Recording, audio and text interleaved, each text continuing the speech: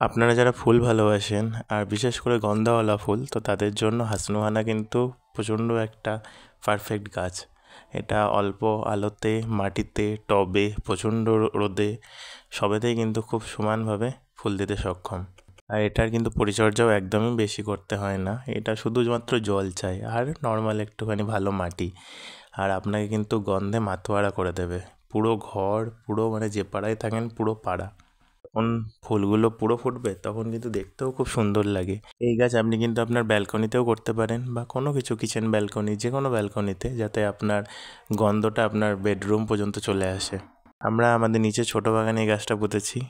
বিশ্বাস করবেন না বললে, মানে সন্ধে হতে না হতেই এত গন্ধ হয়, এত গন্ধ হয়। 3 তলা বাড়ি, পুরো একদম ছাদ পর্যন্ত গন্ধ চলে যায়। আমরা সেটাই মানে প্ল্যান করছি যে ছাদ বাগানেও এই গাছটা একটা অবশ্যই লাগাবো। আর এই গাছ দামও খুব কম এই গাছের, আর যত্ন একদমই নেই।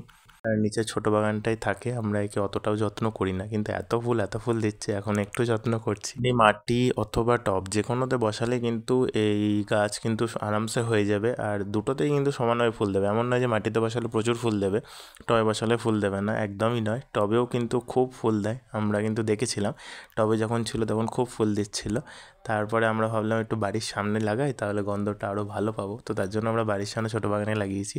তো গন্ধে পুরো মাতোয়ারা করে দিচ্ছে, শুধু আমাদের বাড়ি না, সারা পাড়া আমরা যেখানে থাকি, পুরো একদম সন্ধ্যাবেলা থেকে রাত পর্যন্ত। দেখতেই পাচ্ছেন আমার হাতে। এটা কিন্তু আরেকটা জিনিসেও কাজ করা যায়।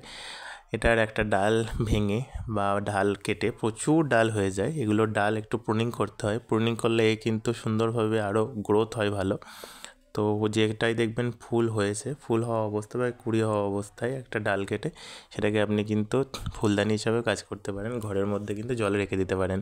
এটা আস্তে আস্তে কিন্তু ঘরটাকেও খুব সুন্দর গন্ধ করে দেয়, আর রুম ফ্রেশনার হিসাবে কাজ করে। আর একটা কথা বলে দিই, এই গাছে কিন্তু কোনো মতেই সাপ আসে না। 1.5 বছর হয়ে গেল, কোনো সাপের দেখা পাইনি।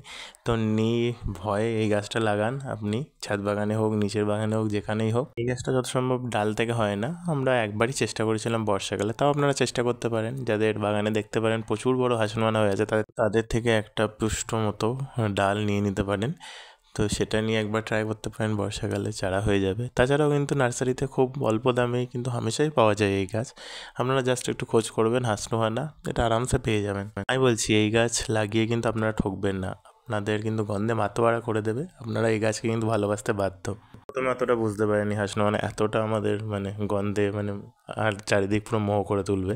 তারপরে গাছটা যত বড় হতে থেকেছে ততই কিন্তু ফুল দিতে আরম্ভ করেছে। আমাদের গাছটা কিন্তু ছোটো অবস্থাতেই ফুল দিতে শুরু করেছিল।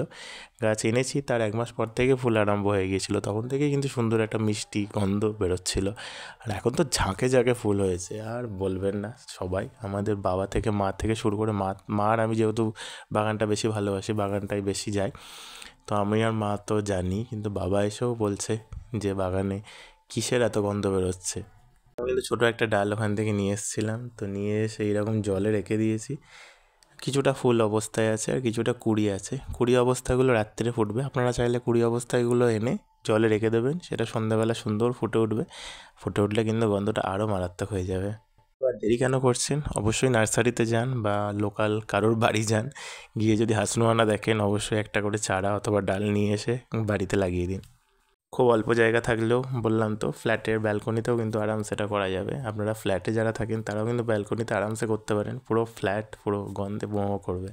যেহেতু এটা টেক কেয়ার একদমই করতে হয় না, তার জন্য খুব সহজ এই গাছটা বাড়িতে, ছাদ বাগানে বা যে কোনো জায়গায় তৈরি করা। আজকে ভিডিও এইটুকুনি। আবার পরে এরকম একটা ছোট কোনো গাছকে নিয়ে ভিডিও আসবে, যাতে আপনাদের সুবিধা হয় চিনতে সেই গাছটা আপনাদের ছাদ বাগানে গড়ে তুলতে। এরকম নিত্য নতুন ভিডিও পেতে অবশ্যই চ্যানেলটা একটু ফলো করে রাখবেন, আর একটু পাশে থাকবেন। ভালো থাকবেন, সুস্থ থাকবেন, নতুন নতুন গাছ লাগান। দেখা হচ্ছে পরে আবার একটা নতুন ভিডিওতে। টাটা।